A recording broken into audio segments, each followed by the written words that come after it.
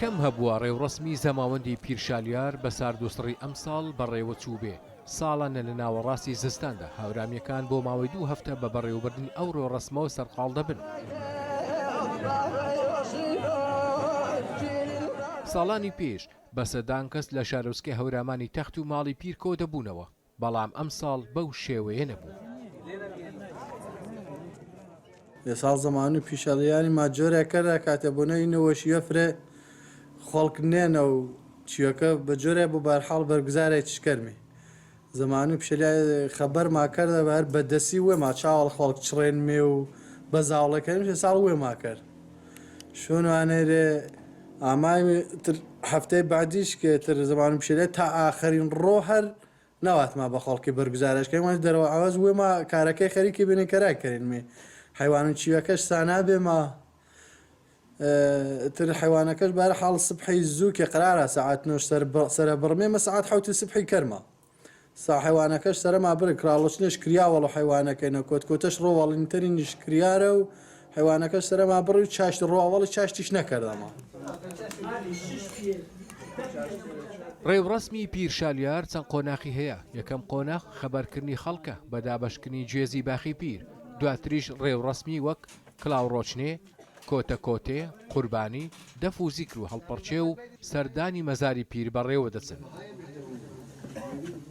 کۆتایی ڕێوڕسمەکەش نیشتە کە نوێنەرانی ناوچە و بنەماڵەکانی هەورامان لە ماڵی پیر کۆ دەبنەوە.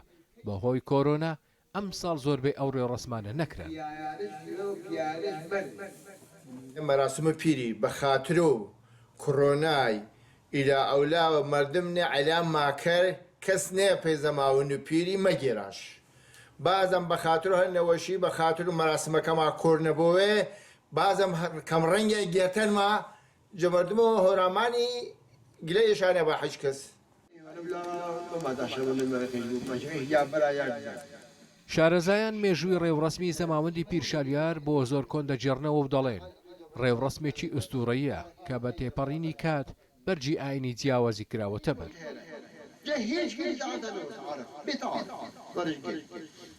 یەکێک دەڵێت میترایە، یەکێکی تر دەڵێت زەردەشتیە، یەکێک دەڵێت مسلمانە، یەکێک دەڵێت نووسری کلێک زەڕینی ئاینی یارستانە و یەکێک لە نەودون و پیرەی هەورامانە. بەڵام گرنگ ئەوەیە کە بۆ ڕوونکردنەوەی ئەم بابەتە ئێمە ئەبێ چی بکەین.